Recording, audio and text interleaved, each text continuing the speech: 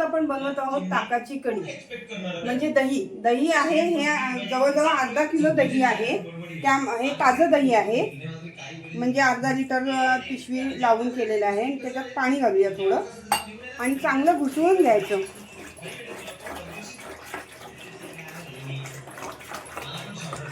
हे असं चांगलं घुसळून घ्यायचं. आम्ही पहिले लहान असताना ताक घुसळताना म्हणायचो, आईच्या कामाला मदत करू, ताक घुसळून लोणी काढू. यावरती येते ते लोणी काढून घ्यायचं आणि असलेलं ताक फक्त आपल्याला पाहिजे. या ताकामध्ये एक तर बेसन घालायचं किंवा तांदळाचं पीठ घालायचं, हे बाइंडिंगसाठी, कारण मग गरम झाल्यावर ते फुटते म्हणून. मी इथे तांदळाचं पीठ घातलेलं आहे, म्हणजे फुटत नाही.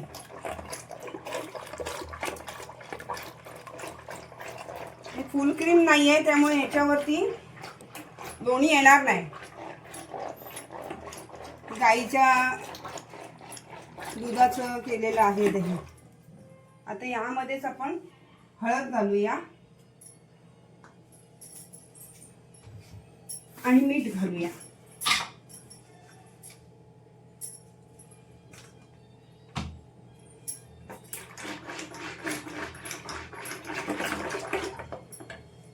किंचितशी साखर लागली तर टाकायची. मी ते किंचितशी साखर टाकते चवीसाठी. झालेलं आहे.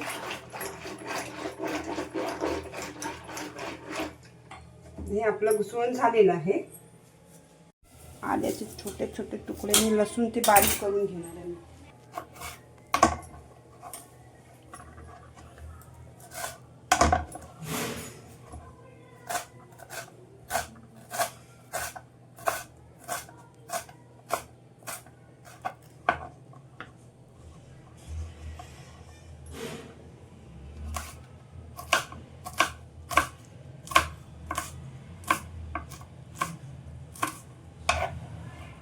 आता आपण इथे हे तापत ठेवलेलं आहे भांडं, त्यामध्ये तेल टाकूया.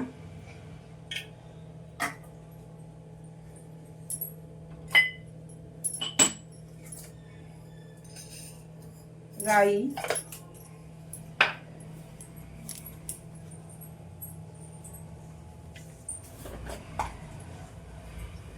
जिरं,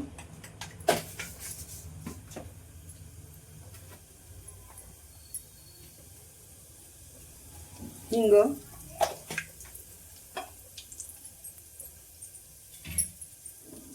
कढीपत्ता,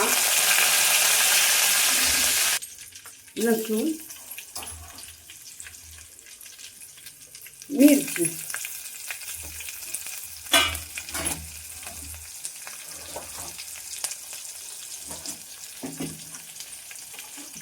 फोडणी जरा चांगली चरचरली काही आपले घुसळलेलं ताक त्यामध्ये टाकायचं आहे.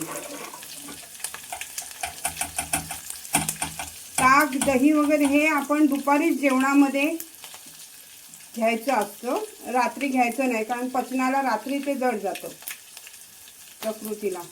दिवसाचं दही आणि ताक सेवन केलेलं प्रकृतीला चांगलं असतं.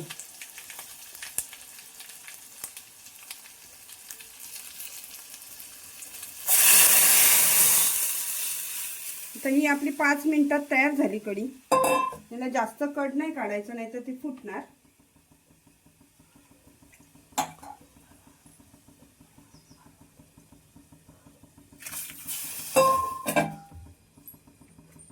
तू हे विसरले.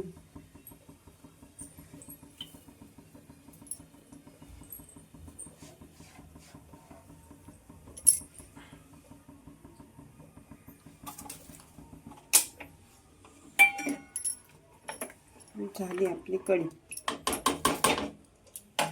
आणि तयार आहे कढी.